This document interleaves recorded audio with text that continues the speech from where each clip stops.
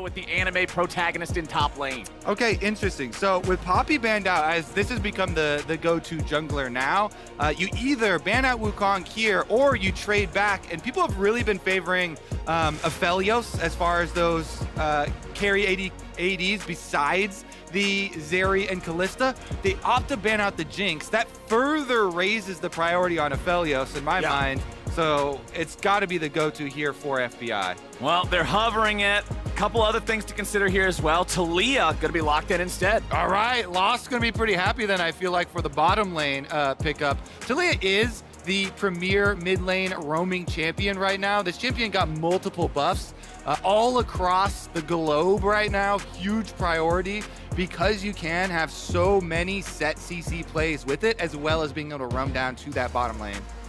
All right, what's the answer here, Immortals? You know you're up against the Talia. Okay, Seraphine locked in. I see Seraphine, I think Deathball comp. And I think a possible supportive mid lane with carry jungle, as Kenvi hovering over a couple of his dream champions. Kenvi coming from Academy, where in Academy, Kenvi was king. Kenvi was dominant. Kenvi got to play whatever carry champ you wanted. Hover LCS over, is a little different. Yeah, hover over there, some Kindred, you know, some Kha'Zix style stuff. But in the end, once you go on the LCS, need some of that early dueling power coming from the Viego. Still pretty chat. Yeah, it's not like you have to play like a full tank or something. You're not on Sejuani duty or anything like that. So Viego, Viego, you'll take Viego. That's cool. All right, 100 Thieves, what's the response here going to be? Sivir really rising up in priority here recently after the buffs that changed her from lethality poke back to a traditional crit scaling team fighter with a lot of power. What else do they want to go for here before the second round of bans comes in? Well, Abbedagge is probably going to be the one with the Talia. They could move it to jungle for closer. I guess we will see here. Viego definitely is scary early on. If you get the jump on Talia, it's going to be a bad time. Gnar blind pick, secure this one before we go to second bans. Man, this is a pretty powerful, first set of picks for 100 Thieves. They got priority for 2 solo lane champs, both Talia and Gnar. We'll see about the investment on the side from Immortals, because the trade back hasn't really been seen yet. I mean, honestly, maybe they pick up the Aphelios, but it's gonna be the PO. Okay, double short range though. You are looking at short range Shiver.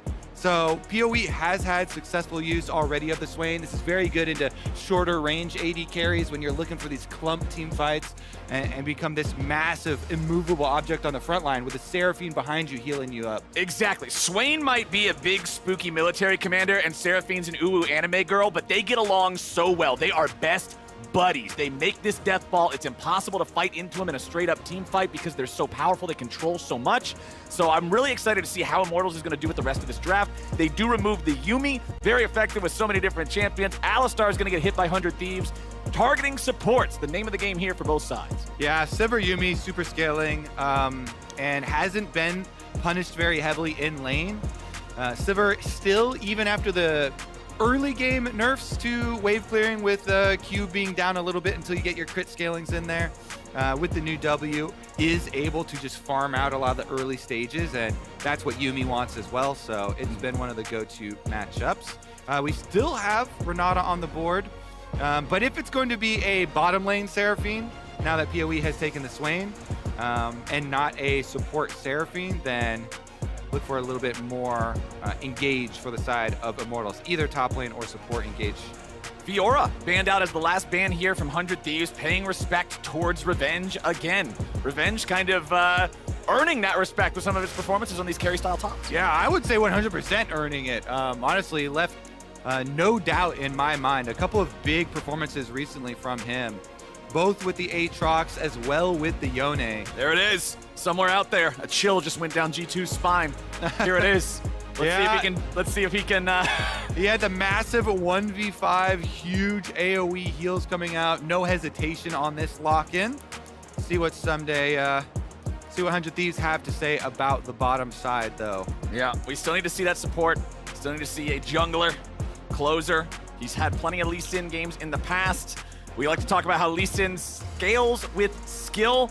We saw an unfortunate. Okay, let's be clear. Every champion scales with skill. Lee Sin scales hella with skill. Okay, all right. Like it's like a greater. It's like an AP ratio. There's a skill ratio. Okay, Lee Sin has a 1-to-1 skill ratio. I like that. I like that. Yeah. So I'm looking forward to seeing what Closer does on it, because if you can knock Seraphine into the rest of the team, if you can knock Swain away when he's trying to get in there and do all his crazy stuff, there's a lot of potential here. Gragas gonna round out the draft here for 100 Thieves. So I don't know if I've ever seen a team with more shoves than this team. The 100 Thieves team can displace Immortals members all over. The Leah shove, Gnar ultimate, Lee Sin kick, Gragas ultimate as well. All these tools to push the Swain back when Swain ults.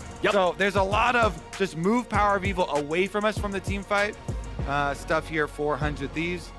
I kind of like this angle. And there's that engage I was looking for. Someday enough time to get that next plate, as Kenvi and Revenge now going to see if they can find the vulnerable mini Gnar, but Talia is still hanging around, so that won't happen. Yeah, Someday's got flash. They were looking for a possible turn there. Support roam timer for Ignar is a little bit quicker. Kenvi taking a lot of damage though. Abbedagge with some nice side steps, but not nice enough. First blood over to Revenge, as he's got to try to get out of town, but Ignar's gone fishing, and Kenvi gets it. I think the comms right there were a little bit of a self-bait from 100 Thieves, because Huhi was matching the support roam timer, so Huhi was maybe 2 seconds behind the roam from Ignar, but Immortals were also bringing Kenvi ahead on the timer, so just a numbers game there for Immortals. Even though Kenvi takes a big chunk of damage, Abba feels like, I got a nice combo off on him. They get the last laugh there for Immortals. First and second. Initially, they've got the numbers advantage, 3v2. PoE you can see coming up on screen too, though. So it's going to be Gragas and Swain arriving at the same time. And even though Kenvi gets chunked out, Abbedagge is against the wall. Guess what? Chain CC. Revenge is able to hit the long Q on Q1 off of the setup there from Ignar. Kenvi gets the reset. Sweet. 2 nice and easy kills there that he could bring to the rest of the team. They decide to send the rest of the team to him. All right, Someday's going in. Transforms into the Mega Gnar, but he whiffs it. The ulti doesn't hit. Closer goes in for an ulti of his own as Revenge tries to flash in and make the hero move, but not this time. Yep, not able to get it. 100 Thieves, too many displacements. They whiff the Gnar. Someday's ulti not quite where they wanted it. Yep.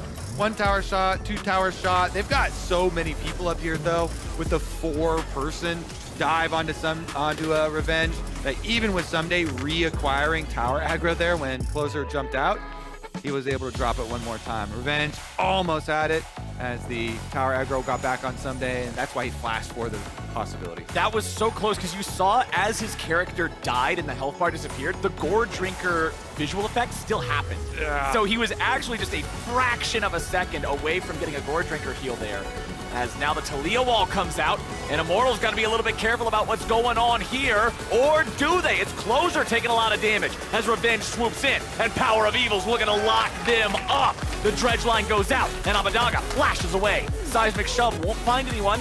Immortals, nice job again. Kobe, this team is night and day different from the 5 dudes we saw on Summoner's Rift the first 3 weeks this split. I love it. They're not going to take that. Alrighty.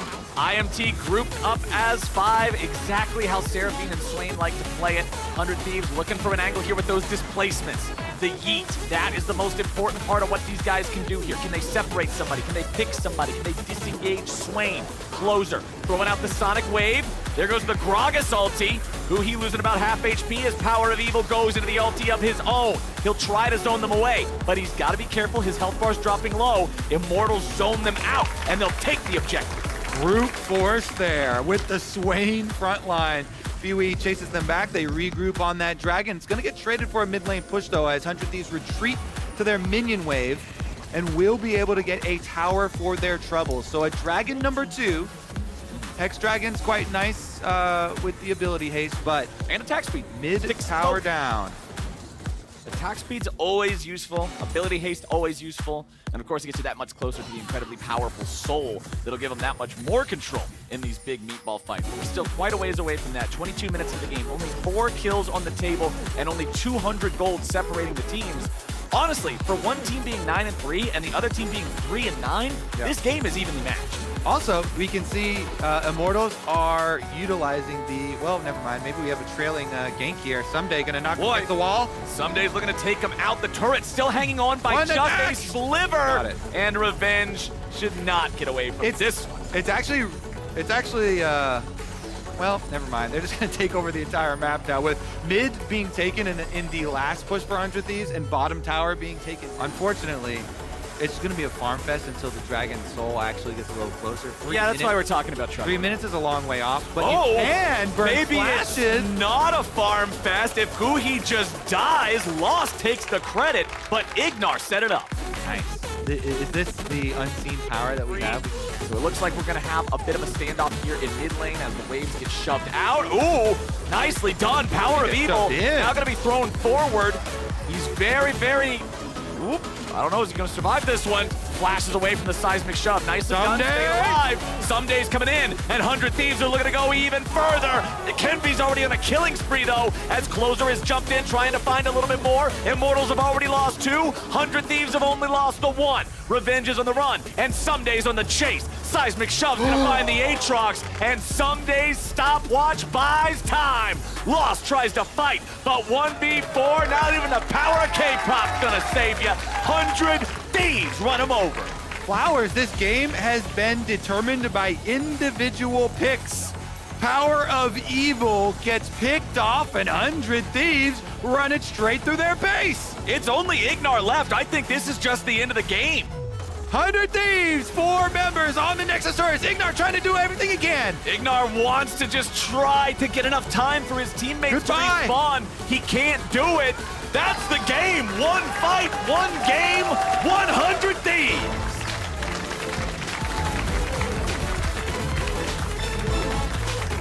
Just like that.